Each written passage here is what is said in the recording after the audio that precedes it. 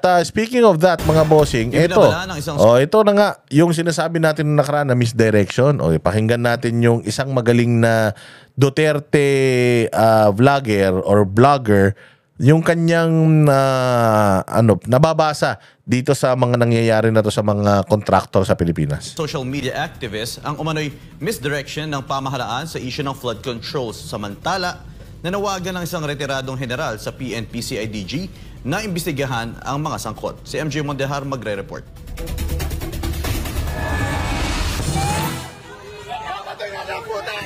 Binabato ng putik. Wala namang putik, wala namang ulan. Sana kakakuha ng putik to mga to. Anak ng putik naman. Alam mo talaga na may mga nagpondo rito. Merong mga umaano dito. Merong mga sumisingit dito na mga utos-utos yan. Sabi, sige, guluhin nyo yun. Para lagi ang balita na sa Diskaya, para sila lang ang sisihin ng sisihin. Tapos kanina nagsalita ang Malacanang, wag naman tayong gumamit ng dahas. Tanga pala kayo Dinimonize yun na tong contractor na to Tapos ayaw nyong gamitan ng dahas. Sa balita, puro sila na lang ang balita. Mamaya papakita ko sa inyo, puro sila laman ng balita.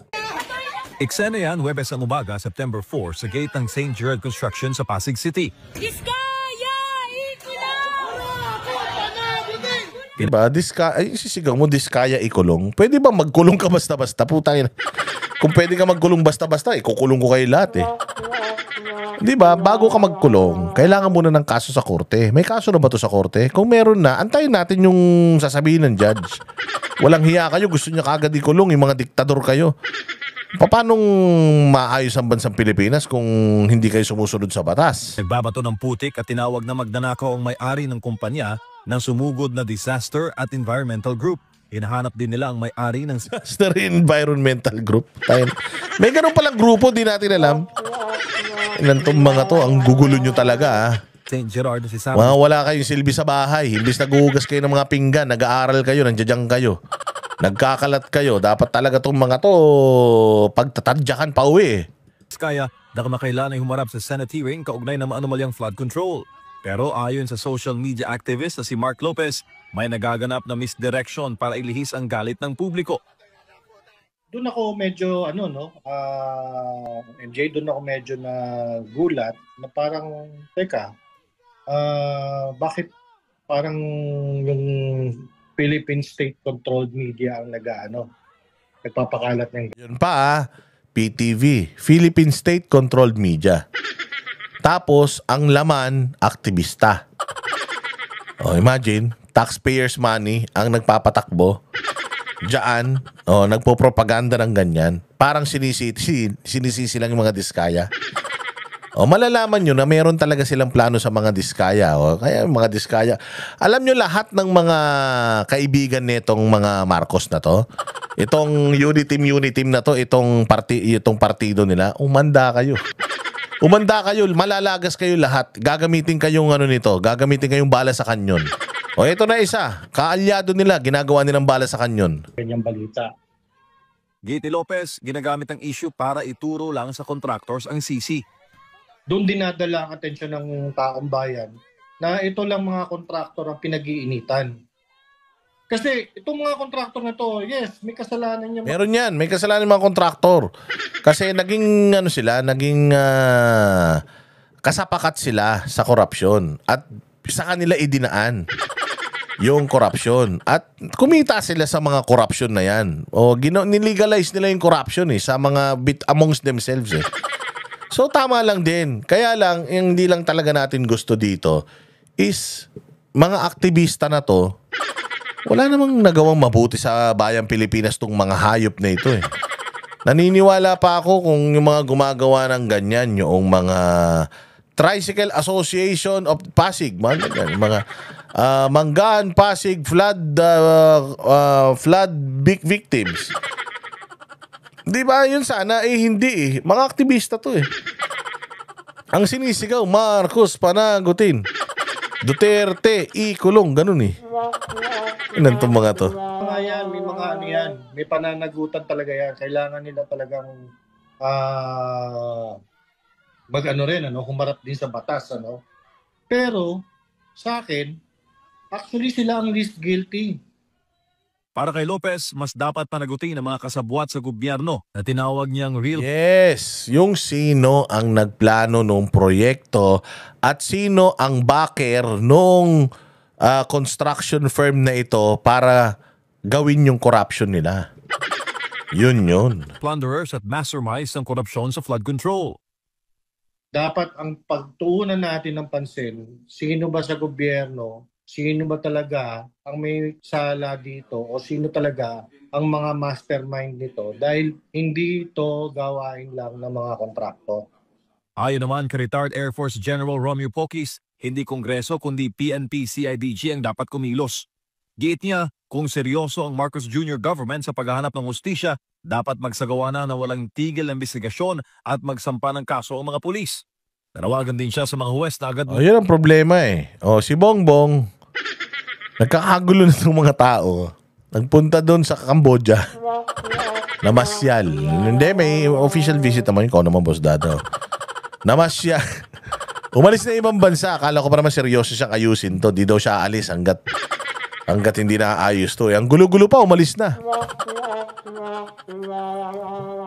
Dapat, at saka hanggang ngayon, nandoon pa lang siya sa pagbubuo. Pagbubuo pa lang ng independent commission. Nagbubuo pa lang siya. Anak ng tinapay. Akala ko ba, urgent ito? Bakit parang wala kayong sense of urgency? Umalis pa kayo, ha? Saan ka naman? maglabas ng arrest order sa mga sangkot. Mabala ni Poquis, posibleng mangyari sa Pilipinas ang sitwasyon ngayon sa Indonesia, kung saan nagkakagulo dahil sa mga kilos protesta laban sa korupsyon sa gobyerno. Yun ang masaklap. Baka mamaya, naghihikayat lang itong mga aktivista na ito na gawin yung nangyari sa Indonesia. Huwag natin gagayahin yun. Kasi kailangan lagi tayong lagi tayong may respeto sa batas at saka kailangan lagi tayong may tiwala sa batas. Because without yung mga laws of the land, para tayong Manila Zoo. Para tayong Manila Zoo. Wala tayong batas. Kasi sa mundo ng hayop, sa gubat, walang batas dyan eh. Para tayong mga tiga-gubat. Sa huli, giit ng mga kritiko, accountability ang dapat makita ng taong bayan sa issue ng flood control at iba pang mga anomalya sa pamahalaan. At huwag ibaling ang sisi sa nakaraang administrasyong Duterte para ilihis ang usapan. Pero bakit wala tayong nadidinig na kung sino bang mga congressman, sino ba talaga ang mga other government officials, executive, ang may pakana nito? Ang malukot pa nga dito, MJ, alam yung playbook ngayon, ipapasa pa yata ito sa dating administrasyon. Para sa Diyos, sa Pilipinas kung mahal, MJ Mo. Ayun, ang pinakamasaklap doon. Ito pa, isang balita. Sabi ko nga sa inyo, lahat ng balita sa mainstream media. Kaya alam mo na organized talaga eh. Magkakasapakat talaga eh. Mainstream media, mga aktivista. Talagang alam mo na may direction. Yun din sinasabi ni Richard eh. Yan din sinasabi ni Richard na parang parang organized yung atake sa akin ah. Nag-sorry na siya na nakaraan pero wala akong pakialam kay Richard. Bahala sa buhay niya. Pero dito makikita mo na somehow yung sinasabi ni Richard may katotohanan din eh. Na kapag ka-inatake, kapag gusto ng mga nasa gobyerno ito lang yung atakihin, ito lang yung aatakihin. Si Wawaw, hindi siya nabibalita na ganito. Si Wawaw yung madaming mga ghost projects ha. Talagang sobrang kawatan yung Wawaw na yun pero hindi siya ang laman ng balita. Ang laman ng balita, yung diskaya. Anong meron ng diskaya? Mga nakaw na hindi maipaliwanag na yaman. Yun lang ang meron sila pero wala silang ghost project, substandard. Katulad nitong binabalita na to, substandard yung proyekto. Tapos ng kumpanya ng Pamilya Diskaya ang proyekto sa Philippine Film Heritage Building sa Intramuros, Maynila. Ikinadismaya yan ni First Lady Liza Araneta Marcos. Nasa frontline ng balitang yan, si Maricel Halili. Ngayong araw dapat matatapos ang reconstruction nitong Philippine Film Heritage Building sa Intramuros, Manila. Ito sana ang magiging tanggapan ng Film Development Council of the Philippines. Pero sumapit na ang deadline, hindi pa rin tapos ang construction. Inabutan namin si First Lady Liza Araneta Marcos na umiikot sa gusali pero hindi na ito nagpaunlak ng panayam. Nadiskubre na walang alulod ang gusali.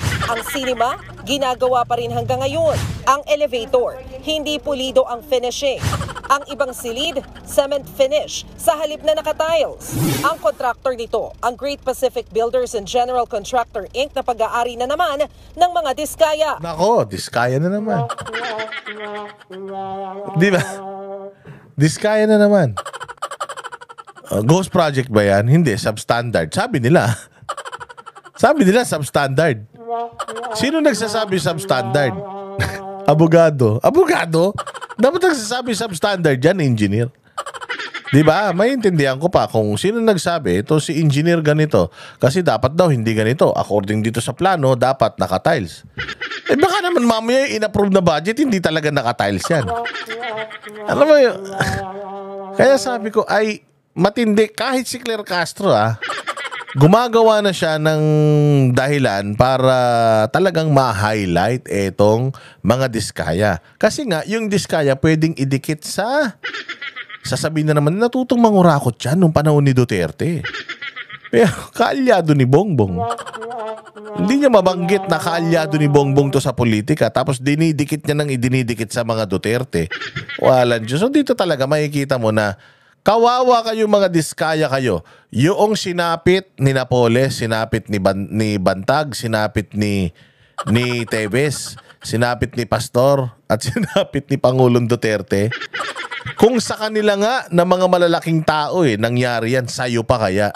Kawawa kayo, napakamalas ninyo. Kabobohan nyo rin kasi Ang yabang-yabang nyo, ayan tuloy. Di ba? Sabi nga nila, yung mga tao na nagtataas sa kanilang mga sarili, ibinababa ng Diyos.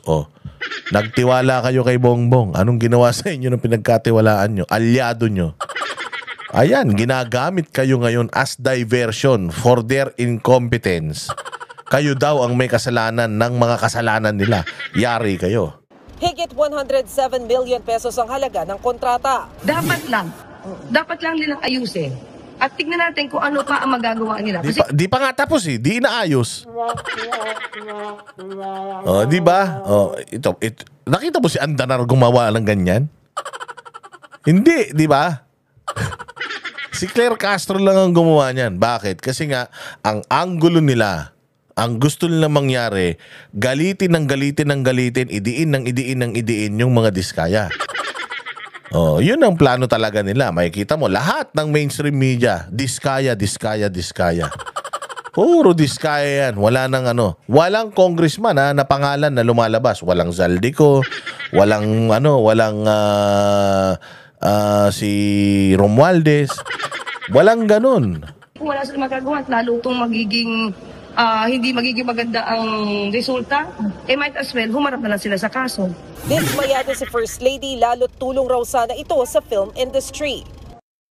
Una, sabi niya, pakiramdam niya is, tayo pa ba na nasa gobyerno, magbibigay lang sana ng isang regalo sa film industry. Siya pang naloko.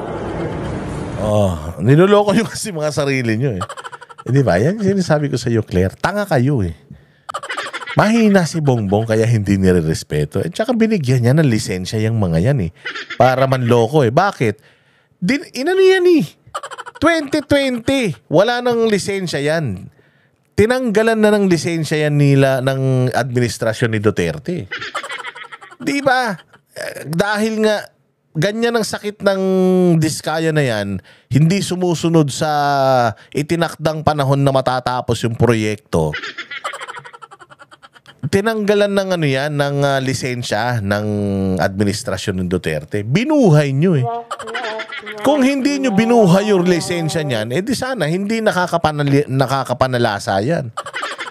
Di ba, binuhay nyo. Bukod sa binuhay nyo, ginawa nyo pang ang kaalyado noong 2024-2025 elections. Di ba? Walang Diyo kayo. Kayo may kasalanan yan. Kung yan, hindi nyo na ni-reinstate yung mga lisensya niyan, di sana, wala nang yaman yan. Montokin mo, from 2022 to 2025, ganun na karami yung sports car nila.